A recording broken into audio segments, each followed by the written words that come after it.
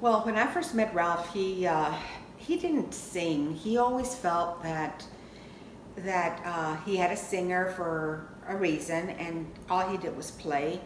Even though he was the leader of the band, he put it all together. He always felt like somebody else could do a better job.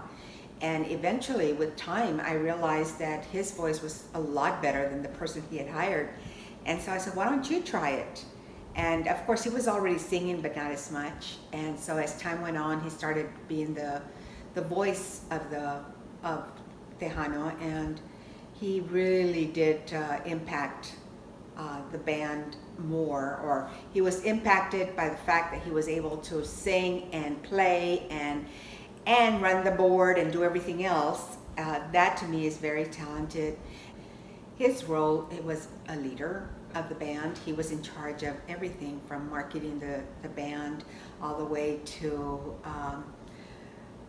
putting the songs together for whatever type of venue that we're going to go play at. People would request certain songs, so he would find the songs and put them down on paper for every single musician to be able to play the notes.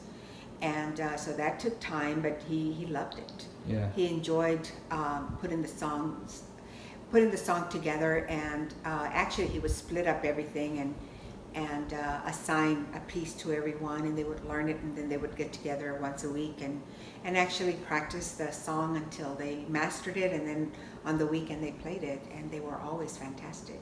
I could never understand how he was able to learn the song, or all of them able to learn the song and play it the next day, and the people, whoever hired him, they were so happy to hear it. And but other things that he did during the time that he would be playing, he didn't charge to be the master of ceremonies. He was just asked if he could be the master of ceremonies, and he was not ashamed. He would just get up there and introduce everyone the way they were supposed to be introduced, and he was just so happy to do anything. And he did it with so much poise, and he was just ready to do whatever.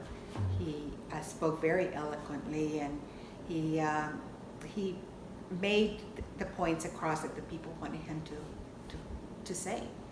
And to me, that was I admired him for that. And he had a beautiful voice, so as far as I was concerned, I was just happy to hear it.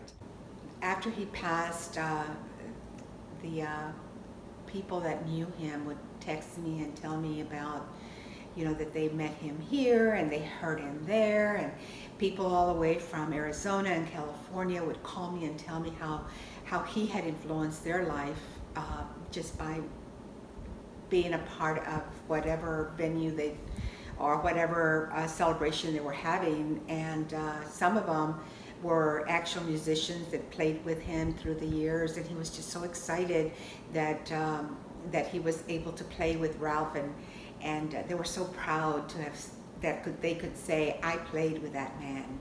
It made me happy to know that he had impacted other people's lives in other parts of the country, and which I didn't even know that they existed.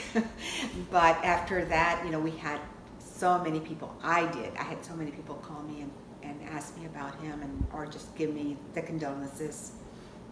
People you don't even know. People I still don't know them. Yeah, it was exciting.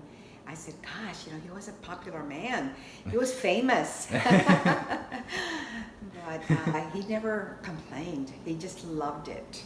And so his voice was just soothing. It was not so loud and ugly that people wouldn't want to come back and hear him, but they did. They loved their dance music. They loved the oldies. And he had a very good voice for country, and so when he played country, he really sounded like the people that he was portraying, like, I'm going to say George Strait, and I know it's not perfect, but he sounded like him as far as I was concerned. But he just had this